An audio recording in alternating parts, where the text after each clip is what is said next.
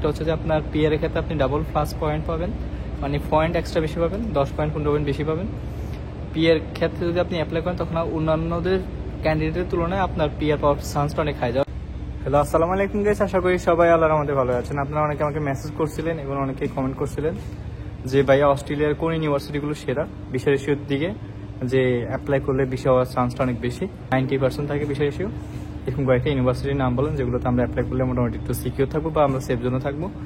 এরকম কয়েকটা ইউনিভার্সিটির নাম বললে আমরা উপকৃত হবো, যাদের রেজাল্ট একটু খারাপ অথবা আইএলটিএস স্কোর একটু খারাপ, অথবা দেখা গেছে যাদের টার্গেট থাকে যে অস্ট্রেলিয়াতে আসার স্টাডি করার জন্য।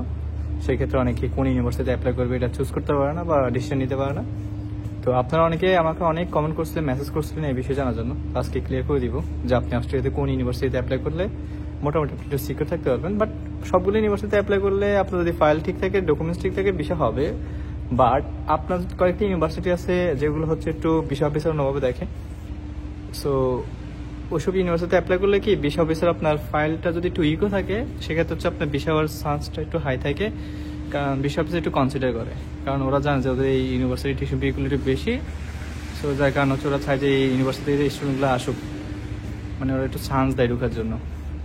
সো আমি স্পেসিফিক কয়েকটা ইউনিভার্সিটির কথা বলবো, ভিডিওটা লং করবো না যেহেতু অনেক রাত হয়ে গেছে আর আমি বাসায় যাবো। সো সংক্ষিপ্ত শেষ করে দিব, লং করবো না ভিডিওটা। তো আমরা মেইন পয়েন্টে যাচ্ছি। দেখেন অস্ট্রেলিয়াতে কিন্তু অনেকগুলো ইউনিভার্সিটি আছে।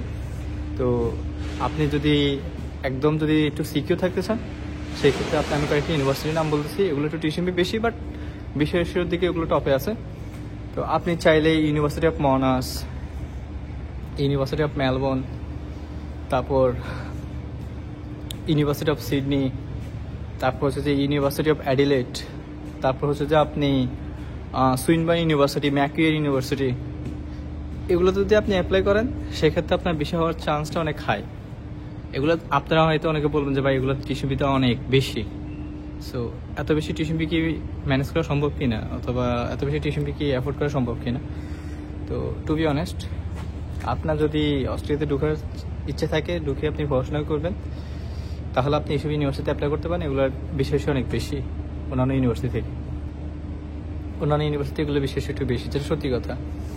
আর আপনি যদি বলেন যে লেভেল 2 ইউনিভার্সিটির মধ্যে কয়েকটি ইউনিভার্সিটির নাম বলেন যেগুলো হচ্ছে যে আপনার বিশেষ অনেক ভালো, যে অ্যাপ্লাই করলে মতো বিষয় হবে।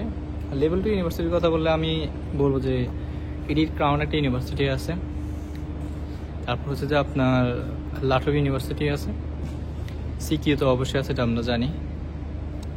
মার্ডক ইউনিভার্সিটি অ্যাপ্লাই করলে আপনি মোটামুটি বিষয় হওয়ার চান্স অনেক হাই, যেহেতু এটা রিজিওনাল এরিয়াতে।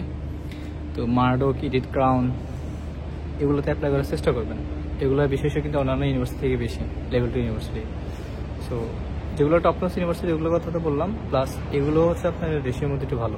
যারা হচ্ছে একটু সিকিউর থাকতে চান তারা এইসব ইউনিভার্সিটিতে অ্যাপ্লাই করতে পারেন। বাট আমি কাউকে ডিমোটিভেট করতেছি না অন্যান্য ইউনিভার্সিটিতে অ্যাপ্লাই না করার জন্য। আসলে দেখেন, অন্যান্য ইউনিভার্সিটিতে যদি আপনি অ্যাপ্লাই করেন, সেটা হোক লেভেল 3, 4 যাই হোক, আপনার যদি ডকুমেন্টস ফাইল ঠিক থাকে তাহলে আপনার বিষয় হবে 100। আর যদি আপনার ডকুমেন্টস ঠিক না থাকে, আপনি যদি লেভেল 1 না, আপনি যদি একদম যেটাতে 100 বিষয় ওইরকম ইয়াতে অ্যাপ্লাই করে লাভ হবে না, কারণ আপনার ডকুমেন্টস মেইন ফ্যাক্টর। তবে আমি তো বললাম যে এইসব ইউনিভার্সিটিতে অ্যাপ্লাই করলে আপনাকে বিষয় অফিসার একটু কনসিডার করবে, এর বেশি কিছু না। তো আপনারা এইসব ইউনিভার্সিটিতে অ্যাপ্লাই করতে পারেন। নেক্সট ইনটেকগুলোতে যেমন November intake, February intake, July intake, next যে ইনটেকগুলো আছে এগুলোতে আপনারা চাইলে আসতে পারেন। তবে ট্রাই করবেন অবশ্যই রিজনাল এরিয়া যেগুলো ওগুলোতে আসার জন্য। তাহলে এখানে দুইটা প্লাস পয়েন্ট, একটা হচ্ছে যে আপনার পিআর এর ক্ষেত্রে আপনি ডাবল প্লাস পয়েন্ট পাবেন, মানে পয়েন্ট এক্সট্রা বেশি পাবেন, 10 পয়েন্ট 15 পয়েন্ট বেশি পাবেন।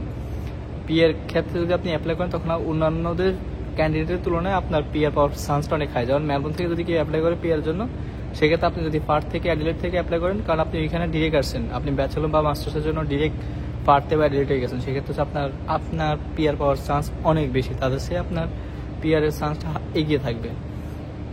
এটা এক। সেকেন্ড যে জিনিসটা সেটা হচ্ছে যে আপনি যদি রিজনাল এরিয়াতে ভিসার জন্য অ্যাপ্লাই করেন, সেক্ষেত্রে হচ্ছে আপনার ভিসা হওয়ার চান্স সবচেয়ে বেশি, কারণ ওরা হচ্ছে যে অস্ট্রেলিয়া সরকার চাচ্ছে যে রিজনাল এরিয়াতে স্টুডেন্ট নেওয়ার জন্য। সো ট্রাই করবেন রিজনাল এরিয়া যেগুলো টপ ক্লাস ইউনিভার্সিটিগুলোতে আসার জন্য। তো সবাই ভালো থাকেন, দেখা হবে নেক্সট কোনো ভিডিওতে। আর অবশ্যই ইউটিউব চ্যানেলটা সাবস্ক্রাইব করবেন, ফেসটা ফলো দিয়ে রাখবেন। আর কী ধরনের ভিডিও আছেন অবশ্যই কমেন্ট করে জানাবেন। আর কোনো যদি ইম্পর্টেন্ট কোনো কিছু জানা থাকে অবশ্যই আমার ফেসবুক পেজে অথবা আমার ইনস্টাগ্রামে নক দিতে পারেন। তো সবাই ভালো থাকেন, আজকে এই পর্যন্ত। আল্লাহ হাফেজ, আসসালামু আলাইকুম।